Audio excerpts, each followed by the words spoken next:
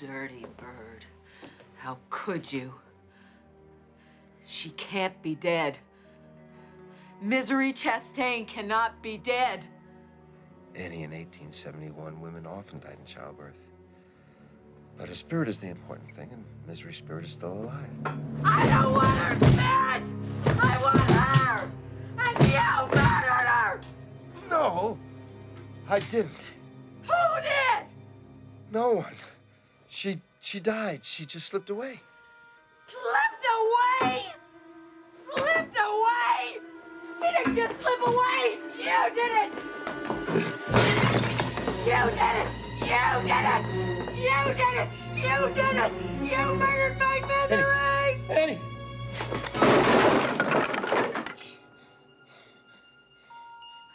I thought you were good, Paul. But you're not good.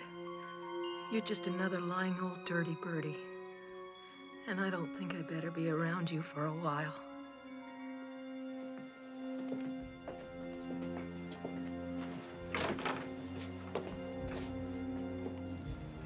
And don't even think about anybody coming for you.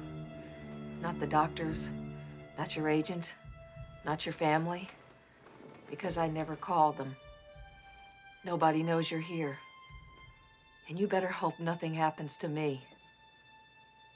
Because if I die, you die.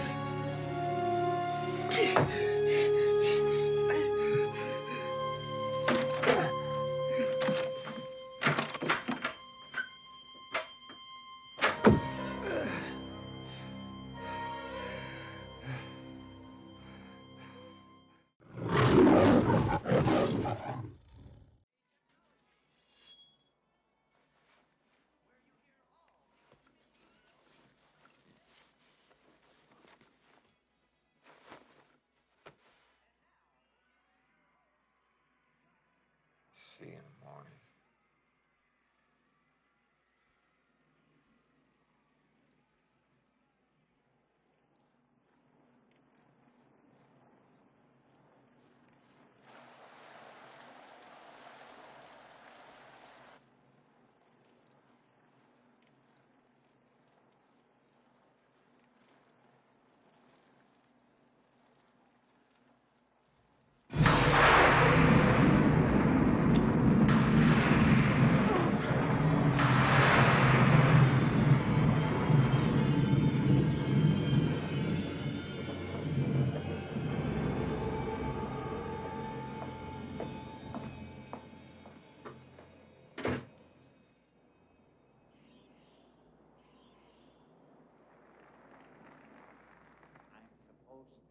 leading to the finale of my show right now, but I'm having such a wonderful time, and I have no other Paul. control. So if you'd like me to stay and play some more for you, I'd love to. I know you've been out.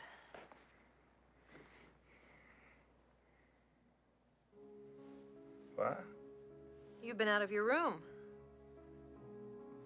No, I haven't. Paul, my little ceramic penguin in the study always faces due south. I don't know what you're talking about. Ceramic penguin. Is this what you're looking for? I know you've been out twice, Paul. First, I couldn't figure out how you did it. But last night, I found your key. I know I left my scrapbook out. I can imagine what you might be thinking of me. But you see, Paul, it's all okay. Last night, it came so clear. I realize you just need more time. Eventually, you'll come to accept the idea of being here. Paul, do you know about the early days at the Kimberley diamond mines? Do you know what they did to the native workers who stole diamonds? Don't worry, they didn't kill them. That would be like junking a Mercedes just because it had a broken spring. No, if they caught them, they had to make sure they could go on working, but they also had to make sure they could never run away. The operation was called hobbling.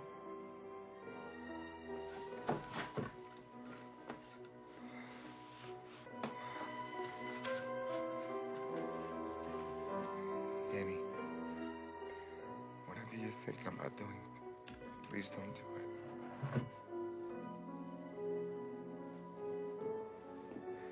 Annie, for God's... Shh, darling. Trust me. God's sake. It's for the best. Annie, please. I'm your #1 fan. There is nothing to worry about. You're gonna be just fine. I'll take good care of you. I'm your #1 fan.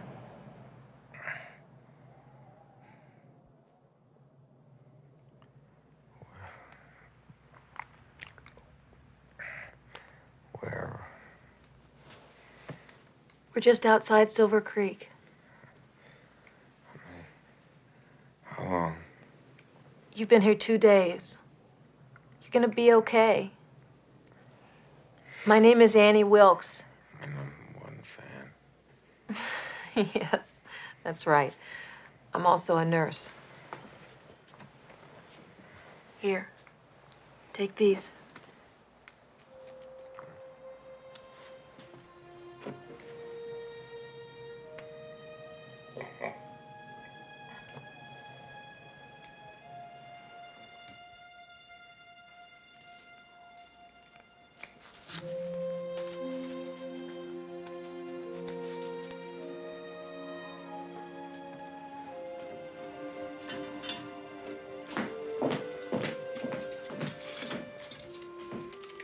Here.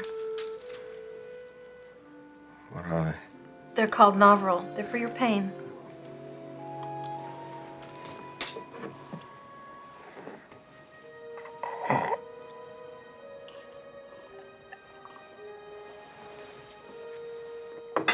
Thank you.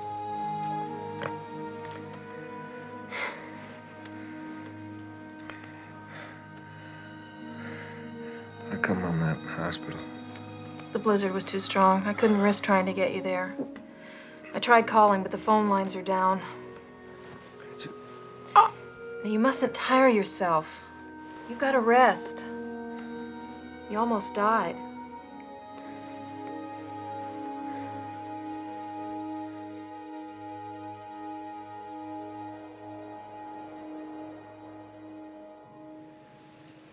Open wide.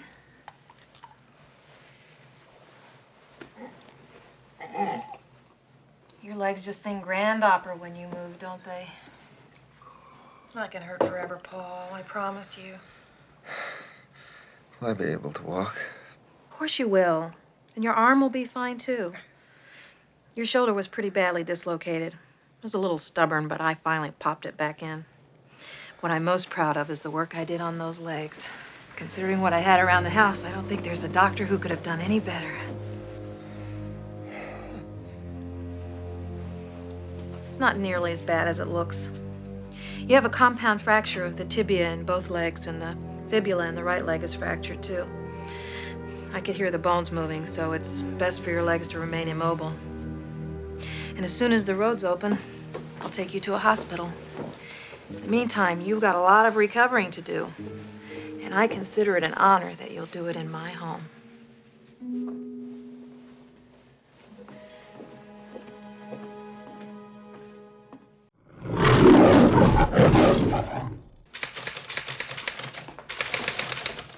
I'm sorry, Paul. This is all wrong. What? You'll have to do it over again. It's not worthy of you. Throw it all out, except for that part of naming the gravedigger after me. You can leave that in. I really value your criticism, but maybe we're being a little hasty here. Paul, what you've written just isn't fair. Not fair. That's right. When I was growing up in Bakersfield, my favorite thing in all the world was to go to the movies on Saturday afternoons for the chapter plays. Cliffhangers. I know that, Mr. Man. They also call them serials. I'm not stupid, you know. Anyway, my favorite was Rocket Man. And once it was a no-brakes chapter. And the bad guys stuck him in a car on a mountain road and knocked him out and welded the door shut and tore out the brakes and started him to his death. And he woke up and tried to steer and tried to get out, but the car went off a cliff before he could escape. And it crashed and burned, and I was so upset and excited. And the next week, you better believe I was first in line. And they always start with the end of the last week. And there was Rocket Man trying to get out. And here comes the cliff. And just before the car went off the cliff, he jumped free. And all the kids cheered. But I didn't cheer. I stood right up and started shouting, "This isn't what happened last week! Have you all got amnesia? They just cheated us! This isn't fair! He didn't get out of the cock-a-doodie car!"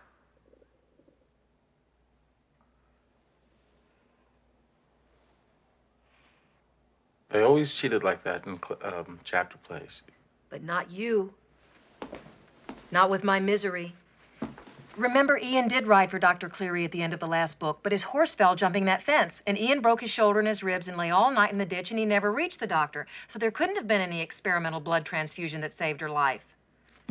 Misery was buried in the ground at the end, Paul, so you'll have to start there.